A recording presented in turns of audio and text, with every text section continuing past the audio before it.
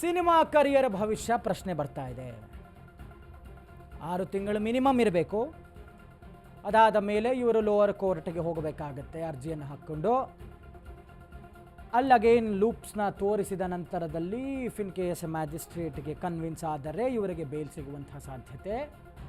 ಇಲ್ಲದಿದ್ದರೆ ಇಡೀ ಒಂದು ಪ್ರಕರಣದ ಕಾನೂನು ಪ್ರಕ್ರಿಯೆ ಮುಗಿಯೋದಕ್ಕೆ ಕನಿಷ್ಠ 2 ರಿಂದ 3 ವರ್ಷ ಬೇಕಾಗುತ್ತೆ. 2 ರಿಂದ 3 ವರ್ಷ ಜೈಲಲ್ಲಿ ಇದ್ದುಬಿಟ್ರೆ ದರ್ಶನ್ ಅವರ ಕಥೆ ಏನು, ಸಿನಿಮಾ ಭವಿಷ್ಯ ಏನು, ಸಿನಿಮಾ ಕರಿಯರ್ ಏನು, ಮತ್ತೇನು ಚಿಕ್ಕ ವಯಸ್ಸೇನಲ್ಲ.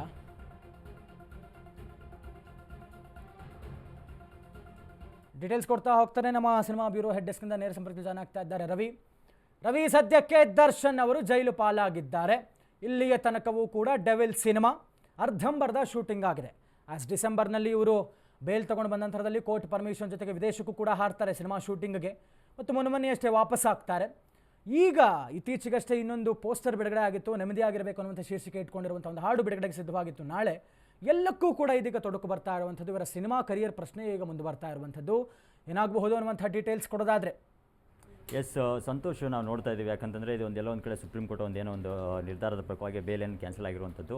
ಸೊ ಎಲ್ಲೋ ಒಂದು ಕಡೆ ಅಭಿಮಾನಿಗಳಿಗೆ ಒಂದು ನಿರಾಸೆ ಜೊತೆಗೆ ಒಂದು ಶಾಕ್ ಅಂತಲೇ ಹೇಳ್ಬೋದು ಈ ಒಂದು ವಿಚಾರ. ಯಾಕಂತಂದರೆ ಡೆವಿಲ್ ಸಿನಿಮಾದ ಚಿತ್ರೀಕರಣ ಇತ್ತೀಚೆಗಷ್ಟೇ ಥೈಲ್ಯಾಂಡ್ ಕೂಡ ಶೂಟ್ ಮಾಡಿಕೊಂಡು ದರ್ಶನ್ ಕೂಡ ಬಂದಿದ್ದರು. ತದನಂತರದಲ್ಲಿ ಕೆಲವೊಂದಿಷ್ಟು ಸಿನಿಮಾ ಚಿತ್ರೀಕರಣ ಕೆಲವೊಂದಿಷ್ಟು ಬಾಕಿ ಇತ್ತು. ಯಾಕಂದರೆ ಇತ್ತೀಚೆಗೆ ಕೂಡ ಡಬ್ಬಿಂಗ್ ಕೂಡ ದರ್ಶನ್ ಅವರು ಕೂಡ ಮಾಡಿದರು. ತದನಂತರದಲ್ಲಿ ಕೆಲವೊಂದಿಷ್ಟು ಚಿಕ್ಕ ಪುಟ್ಟ ಕೆಲಸಗಳು ಬ್ಯಾಲೆನ್ಸ್ ಇದೆ. ಯಾಕಂದರೆ ಪ್ರಕಾಶ್ ವೀರ್ ಅವರು ಕೂಡ ಸಾಕಷ್ಟು ಅವಸರದಿಂದ ಸಿನಿಮಾ ಕೂಡ ಮಾಡ್ತಾಯಿದ್ರು ಅಂತಲೇ ಹೇಳ್ಬೋದು ಡೆವಿಲ್ ಸಿನಿಮಾನ.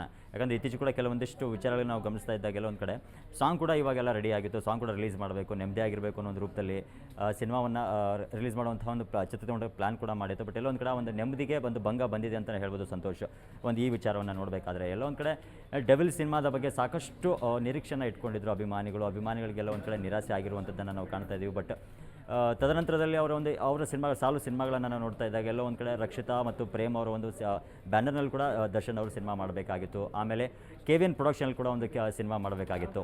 ಬಟ್ ಇವೆಲ್ಲವನ್ನು ನೋಡ್ತಾ ಇದ್ದಾಗ ಎಲ್ಲ ಒಂದು ಕಡೆ ಈ ಒಂದು ಸುಪ್ರೀಂ ಕೋರ್ಟ್ ಆದೇಶವನ್ನು ಇಟ್ಕೊಂಡು ನಾವು ನೋಡಬೇಕಾಗಿರುವಂಥದ್ದನ್ನು ಎಲ್ಲ ಒಂದು ಕಡೆ ಮುಂದಿನ ಅವರ ಒಂದು ಸಿನಿಮಾಗಳ ಒಂದು ಕರಿಯರ್ ಇರ್ಬೋದು, ಅವರ ಸಿನಿಮಾ ಭವಿಷ್ಯ ಇರ್ಬೋದು, ಎಲ್ಲ ಒಂದು ಕಡೆ ಅಂತ್ಯ ಆಗುವಂತಹ ಒಂದು ಸ್ಥಿತಿ ಬಂದಿದೆ ಅಂತಲೇ ಹೇಳ್ಬೋದು ಸಂತೋಷ್. ಯಾಕಂತಂದರೆ ಅವರ ಒಂದು ಈ ಒಂದು ಕೇಸಲ್ಲಿ ಒಂದು ವಿಚಾರವನ್ನು ನೋಡಿದಾಗ ಎಲ್ಲ ಒಂದು ಕಡೆ ಅವರ ಸಿನಿಮಾ ಕರಿಯರ್ ಆಗಿರ್ಬೋದು, ಅವರ ಮುಂದಿನ ಬರುವಂತಹ ಸಿನಿಮಾಗಳಾಗಿರ್ಬೋದು. ಯಾಕಂದರೆ ಅಷ್ಟು ಸುಲಭವಾಗಿ ಆದಷ್ಟು ಬೇಗ ಸಿನಿಮಾ ಮಾಡುವಂಥವ್ರಲ್ಲ ದರ್ಶನ್ ಅವರು. ಬಟ್ ಎಲ್ಲೋ ಒಂದು ಕಡೆ ಈ ಒಂದು ನಿಟ್ಟಿನಲ್ಲಿ ನೋಡುವಂಥದ್ದಾದರೆ ಒಂದು ಕಾಲಾವಕಾಶಗಳಿಗೂ ತುಂಬ ಕಮ್ಮಿ ಇರೋದ್ರಿಂದ ಕೆಲವೊಂದಿಷ್ಟು ಸಿನಿಮಾಗಳ ವಿಚಾರವನ್ನು ನೋಡಿದಾಗ ಸೊ ಕೆಲವೊಂದಿಷ್ಟು ತೊಂದರೆ ಆಗುವಂತಹ ಒಂದು ಸ್ಥಿತಿ ಇರ್ಬೋದು ಅಂತ ಹೇಳ್ಬೋದು ಸಂತೋಷ್. ರವಿ, ಸದ್ಯಕ್ಕೆ ಡೆವಿಲ್ ಸಿನಿಮಾಗೆ ಹೊಡೆತ ಬಿದ್ದಿರುವಂಥದ್ದು, ಜೊತೆಗೆ ಈ ಒಂದು ಇಡೀ ಪ್ರಕರಣ ಮುಗಿಯೋದಕ್ಕೆ 2 ರಿಂದ 3 ವರ್ಷ ಬೇಕಾಗುತ್ತೆ ಇಡೀ ಪ್ರಕ್ರಿಯೆ ಮುಗಿಯೋದಕ್ಕೆ.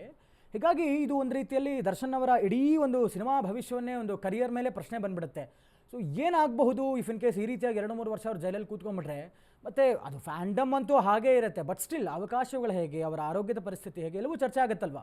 ಖಂಡಿತವಾಗ್ಲೂ. ಯಾಕಂತಂದರೆ ಅವ್ರ ಸಿನಿಮಾಗಳಂದರೆ ಅಭಿಮಾನಿಗಳಿಗೆ ಒಂದು ಎಲ್ಲ ಒಂದು ಕಡೆ ಒಂದು ನಿರೀಕ್ಷೆ ಇದ್ದೇ ಇರುತ್ತೆ. ಯಾಕಂದರೆ ಅವ್ರ ಸಿನಿಮಾಗಳಲ್ಲಿ ಪ್ರತಿಯೊಂದು ಅಂದರೆ ಮಾಸ್ ಸಿನಿಮಾಗಳನ್ನೇ ಮಾಡ್ತಾ ಬಂದಿರುವಂಥವ್ರು ದರ್ಶನ್. ಬಟ್ ಈ ಒಂದು ವಿಚಾರದಲ್ಲಿ ನಾವು ನೋಡ್ತಾ ಇದ್ದಾಗೆಲ್ಲ ಒಂದು ಕಡೆ ಅವರೊಂದು ಆರೋಗ್ಯದ ಸ್ಥಿತಿ ಇರ್ಬೋದು, ಒಂದು 2-3 ವರ್ಷ ಜೈಲಲ್ಲಿ ಹೋದ ನಂತರದಲ್ಲಿ ಎಲ್ಲ ಒಂದು ಕಡೆ ಆರೋಗ್ಯದ ಸ್ಥಿತಿ ಬದಲಾವಣೆಗಳಾಗುತ್ತೆ. ಯಾಕಂದರೆ ಇತ್ತೀಚೆಗೆ ಈ ಒಂದು ವಿಚಾರದಲ್ಲಿ ನೋಡುವಂಥದ್ದಾರೆ ಎಲ್ಲ ಒಂದು ಕಡೆ ಬ್ಯಾಕ್ ಬೋನಿಂದ ಕೂಡ ಬೆಳೆದಿದ್ರು ದರ್ಶನ್ ಅವರು. ಆ ಒಂದು ವಿಚಾರವಾಗಿ ಬೇಲನ್ನು ಕೂಡ ತಗೊಂಡಿದ್ರು ಅಂತಲೇ ಹೇಳ್ಬೋದು. ಬಟ್ ಅದೇ ಎಲ್ಲ ಒಂದು ಕಡೆ ಆರೋಗ್ಯದ ಮೇಲೆ ಪರಿಣಾಮ ಬೀರುತ್ತೆ. ತದನಂತರದಲ್ಲಿ ಅವ್ರ ಸಿನಿಮಾಗಳ ಸಂಖ್ಯೆಗಳು ತುಂಬ ಕಮ್ಮಿ ಆಗ್ತಾ ಹೋಗುತ್ತೆ. ತದನಂತರದಲ್ಲಿ ಸಿನಿಮಾಗಳು ಎಲ್ಲ ಒಂದು ಕಡೆ ಕ್ರೇಜ್ ಕಮ್ಮಿ ಆಗುವಂತಹ ಒಂದು ಸ್ಥಿತಿ ಬರಬಹುದು ಸಂತೋಷ್ ಈ ಒಂದು ವಿಚಾರದಲ್ಲಿ.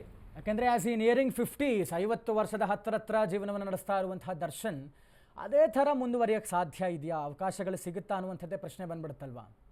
ಇಲ್ಲ, ನಿಜಕ್ಕೂ. ಯಾಕಂತಂದರೆ ಅವರ ಸಿನಿಮಾಗಳಿಗೆ ಕ್ರೇಜ್ ಯಾವತ್ತೂ ಕಮ್ಮಿ ಆಗಿಲ್ಲ ಅಂತಲೇ ಹೇಳ್ಬೋದು. ಯಾಕಂದರೆ ಅವರ ಅಭಿಮಾನಿಗಳು ಕೂಡ ಸಾಕಷ್ಟು ನಿರೀಕ್ಷೆಯನ್ನು ಇಟ್ಕೊಂಡಿರುವಂಥದ್ದು. ಬಟ್ ನಿರ್ಮಾಪಕರು ಕೂಡ ಅವರ ಬೆನ್ನನ್ನು ಹತ್ತಿರುವಂಥದ್ದು. ಯಾಕಂದರೆ ನೀವು ನೋಡ್ತಾ ಇದ್ದೀರಿ ಕೆಲವೊಂದಿಷ್ಟು ಸಿನಿಮಾಗಳಿಗೆ ಅಡ್ವಾನ್ಸ್ ತೊಗೊಂಡಂತಹ ಹಣವನ್ನು ಮತ್ತೆ ದರ್ಶನ್ ಅವರು ಕೂಡ ವಾಪಸ್ ಕೊಟ್ಟಿದ್ದರು. ಬಟ್ ಅದೇ ರೀತಿಯಲ್ಲಿ ಮುಂದೆ ಹೋಗ್ತಾ ಹೋದರೆ ಎಲ್ಲೋ ಒಂದು ಕಡೆ ಒಂದು ಆರೋಗ್ಯದ ಸ್ಥಿತಿಯನ್ನು ನೋಡ್ಕೋಬೇಕಾಗತ್ತೆ, ಜೊತೆಗೆ ನಿರ್ಮಾಪಕರ ಒಂದು ಸ್ಥಿತಿ ನೋಡ್ಕೋಬೇಕು, ಅಭಿಮಾನಿಗಳ ಒಂದು ಎಲ್ಲೋ ಒಂದು ಕಡೆ ನಿರೀಕ್ಷೆ ಕೂಡ ನೋಡಿಕೊಂಡು ಸಿನಿಮಾ ಮಾಡ್ತಾರಾ ಇಲ್ವಾ, ಮತ್ತು ಏನೆಲ್ಲ ಅವ್ರ ಜೀವನದಲ್ಲಿ ಬದಲಾವಣೆಗಳಾಗ್ತಾವ ಅಂತ ಕಾದು ನೋಡಬೇಕಾಗಿದೆ ಸಂತೋಷ್. ರವಿ, ಅಂದರೆ ದರ್ಶನ್ ಅವ್ರಿಗೆ ನಾನು ಹೇಳ್ತಾ ಇದ್ದೆ, ಹಲವು ಈ ಮಾಸ್ ಫಾಲೋಯಿಂಗ್ ಇಟ್ಕೊಂಡಿರುವಂತಹ ಪ್ರಮುಖ ನಟರಲ್ಲಿ ಒಬ್ಬರು ದರ್ಶನ್ ಅವರು, ಅದರಲ್ಲೂ ಕೂಡ ಮುಂಚೂಣಿಯಲ್ಲಿ ನಿಲ್ಲುವಂಥವ್ರು ಅಂತ. ಹೀಗಾಗಿ ಇಂಥ ಒಂದು ಪ್ರಕರಣದಲ್ಲಿ ಭಾಗಿಯಾಗಿರುವಂಥ ದರ್ಶನ್ ಈಗ ಇಫ್ ಇನ್ ಕೇಸ್ ಏನಾದರೂ ಅಪರಾಧಿ ಅಂತ ಆಗ್ಬಿಟ್ಟು, ಯಾಕಂದರೆ ಈಗ ಮತ್ತೆ ಜೈಲಾಗಿದೆ ಅಂತ ಸಮಥಿಂಗ್ ಈಸ್ ದೇರ್ ಅನ್ನುವಂಥ ಸಂಶಯ ಅಂತ ಬರುತ್ತೆ. ಈ ಮಧ್ಯ ಅವರ ಅಭಿಮಾನಿಗಳು ಅದೇ ರೀತಿ ಅವರನ್ನು ಅಭಿಮಾನಿಸ್ತಾರಾ ಅಥವಾ ಒಂದು ಚೂರು ಮಾನವೀಯತೆ ದೃಷ್ಟಿಯಲ್ಲಿ ಕೂಡ ನೋಡಲ್ವಾ ಅನ್ನುವಂಥ ಪ್ರಶ್ನೆ ಬರುತ್ತಲ್ವಾ? ಇಲ್ಲ ನಿಜಕ್ಕೂ ಯಾಕಂತಂದರೆ ಈ ಒಂದು ವಿಚಾರದಲ್ಲಿ ನಾವು ಅವ್ರ ಅಭಿಮಾನಿಗಳನ್ನ ನೋಡ್ತಾ ಇದ್ದಾಗ ಎಷ್ಟೋ ಕಾಂಟ್ರವರ್ಸಿಗಳು ಕೂಡ ನಡೆದು ಸೋಷಿಯಲ್ ಮೀಡಿಯಾದಲ್ಲಿ ಕೂಡ ಕೆಲವಷ್ಟು ವಿಚಾರಗಳು ಹೇಳಿದ್ರು, ನಮ್ಮ ಅಣ್ಣ, ನಮ್ಮ ಬಾಸ್, ನಮ್ಮ ಡಿ ಬಾಸ್ ಅನ್ನೋ ಒಂದು ವಿಚಾರದಲ್ಲಿ ಕೂಡ ಅವ್ರ ಅಭಿಮಾನವನ್ನು ಅವ್ರು ಬಿಟ್ಕೊಳ್ಳೇ ಇಲ್ಲ ಅಂತಲೇ ಹೇಳ್ಬೋದು. ಯಾಕಂದರೆ ಎಲ್ಲೋ ಒಂದು ಕಡೆ ಈ ಒಂದು ಕೇಸನ್ನು ನೋಡಿದಾಗ ಕೆಲವೊಂದಿಷ್ಟು ಮಾನದೃಷ್ಟಿಯಿಂದ ನೋಡಿದಾಗ ಕೆಲವೊಂದಿಷ್ಟು ಬದಲಾವಣೆಗಳು ಆಗಬೇಕಾಗಿತ್ತು. ಬಟ್ ಅವರ ಅಭಿಮಾನಿಗಳು ಯಾವುದೇ ಕಾರಣಕ್ಕೆ ತಮ್ಮ ಬಾಸ್ ಅಂದರೆ ಡಿ ಬಾಸ್ ಅವ್ರನ್ನ ಬಿಟ್ಕೊಟ್ಟಿಲ್ಲ ಅಂತಲೇ ಹೇಳ್ಬೋದು. ಮುಂದಿನ ಇದರಲ್ಲಿ ಕೂಡ ಎಲ್ಲೋ ಒಂದು ಕಡೆ ಅಪರಾಧಿ ಅನ್ನುವಂಥದ್ದು ಇರ್ಬೋದು, ಅದಾದಮೇಲೆ ದೋಷಿ ಅನ್ನುವಂಥದ್ದು ಆದರೆ ಸೊ ಎಲ್ಲೋ ಒಂದು ಕಡೆ ಕೆಲವೊಂದಿಷ್ಟು ಮನಸ್ಥಿತಿಗಳು ಬದಲಾವಣೆ ಆಗುವಂತಹ ಒಂದು ರೂಪಕ್ಕೆ ಬದಲಾಗಬಹುದು ಸಂತೋಷ್ ಈ ಒಂದು ವಿಚಾರದಲ್ಲಿ.